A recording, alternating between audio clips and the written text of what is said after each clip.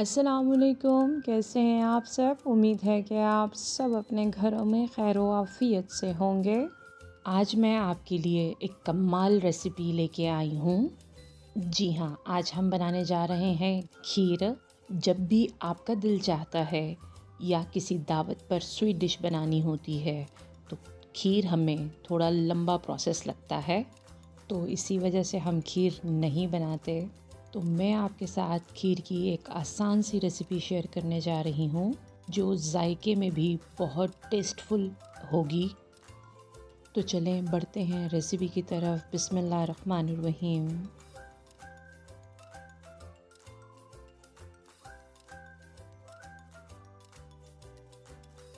तो आज हम बनाने जा रहे हैं तकरीबन 5 लीटर दूध की खीर। 5 लीटर दूध आपने ले लेना है और आपने इसको अच्छी तरीके से बॉईल कर लेना है। जब दूध अच्छे तरीके से बॉयल हो जाए तो हमने इसमें 1 कप सेला चावल लिए हैं। सेला चावल आपने 3 से 4 घंटे भिगो देने हैं। सेला चावलों के साथ हमने इसमें तकरीबन हाफ़ केजी बादाम लिए हैं। आपने इन दोनों को 3 से 4 घंटों के लिए अच्छे तरीके से भिगो देना है। जब दूध अच्छे तरीके से बॉयल हो जाए तो अब आपने चावलों और बादामों को किसी भी ग्राइंडर में डाल के पीस लेना है और इसमें आपने शामिल कर देना है। आप सेला चावलों की जगह टोटा चावलों का इस्तेमाल भी कर सकते हैं।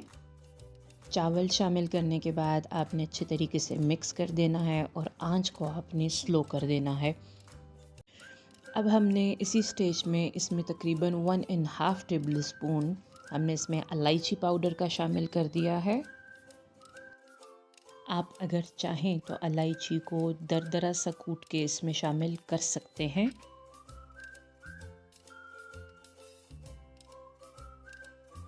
इलायची शामिल करने के बाद हमने इसमें तकरीबन 2 टेबल स्पून केवड़ा एसेंस शामिल कर देना है और इन सबको अच्छे तरीके से हमने अब मिक्स कर देना है। आंच आपने बहुत स्लो रखनी है।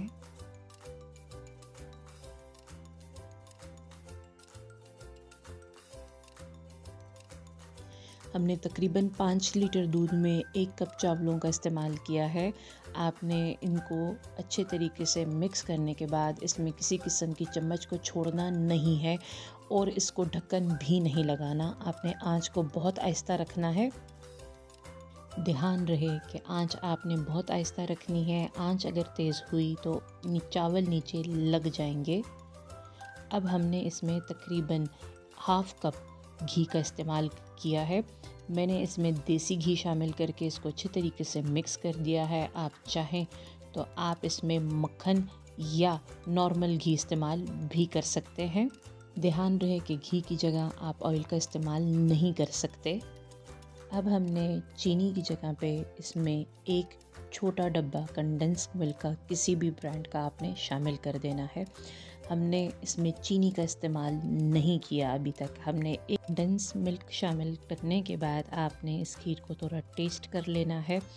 अगर आपको अपने टेस्ट के हिसाब से मज़ीद चीनी बढ़ानी है तो आप इसी स्टेज पे चीनी डाल सकते हैं, लेकिन आंच आपने तेज़ नहीं करनी।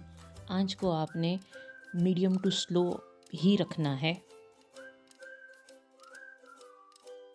मैंने इस खीर में नट्स में सिर्फ बादाम का इस्तेमाल किया है। आप अगर चाहें तो आप इसमें काजू, पिस्ता या इसमें खोपरे का इस्तेमाल भी कर सकते हैं। अब आपने इस स्टेज पे हल्के हाथ से ही इसमें चम्मच घुमाना है और अगर आप चाहें तो आपने इसी स्टेज में इसमें खोया भी शामिल करना है। मैं खोए का इस्तेमाल नहीं कर रही हूँ। तकरीबन 30 मिनट खीर पकने के बाद ही इसमें अच्छे तरीके से बॉयल आ गया है। आपने इस स्टेज में आंच को मज़ीद आहिस्ता कर देना है। आप देख सकते हैं कि मैंने इसमें कच्चे चावलों का इस्तेमाल किया है। मैंने चावलों को पहले से बॉयल नहीं किया। इसी स्टेज में हमारे चावल इसमें गल चुके हैं। चावलों के गल जाने के बाद इसमें आपको इसी खीर से बहुत प्यारी खुशबू आना शुरू हो जाएगी और जब खुशबू आने लगे तो आपने चम्मच हिला देनी है और अगर चम्मच के ऊपर खीर लग जाए तो इसका मतलब है कि आपकी ये खीर बिल्कुल तैयार है। आप देख सकते हैं कि सिर्फ 2 से 3 बॉयल आने तक हमने इसको पकाना है और उसके बाद आपने इसकी आंच को बंद कर देना है। हमने इस खीर को इतना थिक नहीं करना क्योंकि 3 से 4 घंटे रेफ्रिजरेटर में रखने से ये खीर मज़ीद थिक भी हो जाएगी। और जब तक ये खीर रूम टेम्परेचर पे नहीं आती तो आपने इसको नहीं हिलाना, आपने इसको उठा के फ्रिज में नहीं रखना। जब ये खीर रूम टेम्परेचर पे आ जाएगी तभी आपने इसी खीर को फ्रिज में 3 से 4 घंटों के लिए ठंडा कर लेना है। आप देख सकते हैं कि खीर बनाने के लिए हमने बेसिक इंग्रेडिएंट्स का इस्तेमाल किया है जो सबके घरों में मौजूद होते हैं। 3 से 4 घंटे खीर को ठंडा करने के बाद आप इस पे गार्निशिंग कर सकते हैं। आप इस पे नट्स का इस्तेमाल कर सकते हैं। मैंने सिंपल इस पे चांदी के वर्क से इसको गार्निशिंग कर दिया है। मुझे उम्मीद है कि आपको आज की रेसिपी ज़रूर अच्छी लगी है और आप इस रेसिपी को ज़रूर ट्राई करेंगे। और आप जब ये रेसिपी ट्राई करें तो प्लीज़ कमेंट्स के ज़रिए अपनी राय का ज़रूर इजहार करें।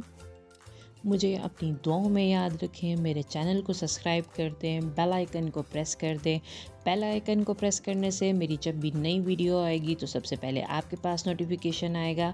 अपने दोस्तों और प्यारों के साथ शेयर करें। मुझे अपनी दुआओं में याद रखें। मिलते हैं एक नई रेसिपी के साथ। शुक्रिया। अल्लाह हाफ़िज़।